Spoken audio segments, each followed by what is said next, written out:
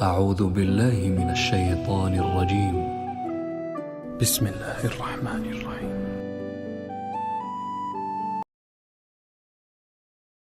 شروع اللہ کا نام لے کر جو بڑا مہربان نہایت رحم والا ہے۔ پیغمبر صلی اللہ علیہ وآلہ وسلم نے تیوری چڑھائی اور منہ پھیر لیا کہ ان کے پاس ایک نابینا آیا، اور تم کو کیا خبر، شاید وہ پاکیزگی حاصل کرتا یا وہ سمجھ جاتا تو تمہارا سمجھانا اسے فائدہ دیتا۔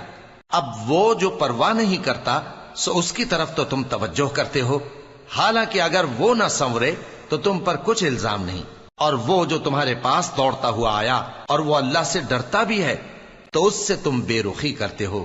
دیکھو یہ قرآن نصیحت ہے، پس جو چاہے اسے یاد رکھے، قابل ادب ورقوں میں لکھا ہوا، جو بلند مقام پر رکھے ہوئے اور پاک ہیں، ایسے لکھنے والوں کے ہاتھوں میں ہیں جو بلند مرتبہ اور نیکوکار ہیں۔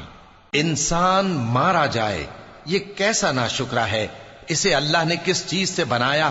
نطفے سے بنایا، پھر اس کا اندازہ مقرر کیا، پھر اس کے لیے رستہ آسان کر دیا، پھر اس کو موت دی سو اسے قبر میں پہنچایا، پھر وہ جب چاہے گا اسے اٹھا کھڑا کرے گا۔ کچھ شک نہیں کہ اللہ نے اسے جو حکم دیا اس نے اس پر عمل نہ کیا۔ تو انسان کو چاہیے کہ اپنے کھانے کی طرف نظر کرے۔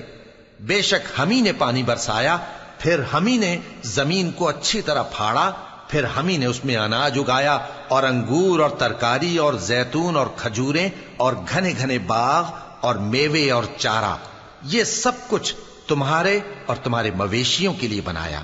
تو جب کانوں کو پھاڑنے والی آواز آئے گی اس دن آدمی اپنے بھائی سے دور بھاگے گا، اور اپنی ماں اور اپنے باپ سے اور اپنی بیوی اور اپنے بیٹوں سے بھی۔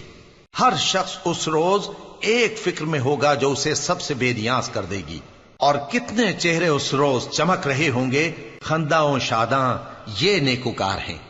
اور اس روز کتنے چہرے ایسے ہوں گے جن پر گرد پڑ رہی ہوگی اور ان پر سیاہی چڑھ رہی ہوگی، یہی لوگ ہوں گے انکار کرنے والے بد کردار۔